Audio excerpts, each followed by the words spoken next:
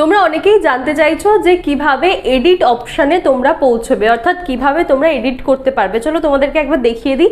যে ওয়েবসাইটে তোমরা ফর্ম ফিল আপ করেছিলে সেই ওয়েবসাইটটাই ওপেন করতে হবে। আমার পেছনে সেটাই ওপেন করা আছে, অর্থাৎ স্কুল সার্ভিস কমিশনের ওয়েবসাইট ওপেন করা আছে।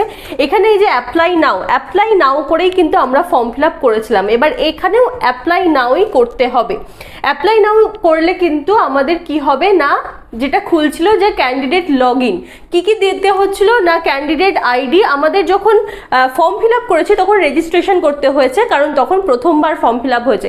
এখন তোমার কাছে ক্যান্ডিডেট আইডি রয়েছে, পাসওয়ার্ড রয়েছে, তাই এগুলো এখানে পুট করতে হবে। ক্যান্ডিডেট আইডি দিতে হবে, মোবাইল নাম্বার দিতে হবে, যে মোবাইল নাম্বার দিয়ে ফর্ম ফিল আপ করেছো সেই নাম্বারই এখানে দিতে হবে, এবং পাসওয়ার্ড, তোমার যে পাসওয়ার্ড রয়েছে ফর্ম ফিল আপে সেই পাসওয়ার্ড দিয়ে তোমাকে লগ ইন করতে হবে। লগ ইন করলেই কিন্তু ফর্মের ওপরে তোমরা একটা রেড কালারের বার দেখতে পাবে, সেখানে কিন্তু এডিট বলে লেখা রয়েছে। সেখানে গেলেই কিন্তু তোমরা এডিট অপশন পাবে, এডিট করতে পারবে। যা যা ভুল রয়েছে সেগুলো এডিট করে সাবমিট করতে হবে। তারপরে কিন্তু তোমার ফোন নাম্বারে একটা ওটিপি আসবে, সেই ওটিপি ভেরিফাই হলেই কিন্তু তোমার এই যে এডিট পরিবর্তনটা কিন্তু সাবমিট হবে। না হলে কিন্তু ভেরিফাই না হলে, ওটিপি দিয়ে ভেরিফাই না করলে কিন্তু এই এডিটটা সাবমিট হবে না, অর্থাৎ আগের যেটা ভুল ছিল সেটাই থেকে যাবে। তাই খুব কেয়ারফুলি এই এডিটটা করবে, এবং যদি কোনো সমস্যা হয় অবশ্যই আমাদেরকে জিজ্ঞাসা করবে, আমরা তোমাদের বলে দেবো।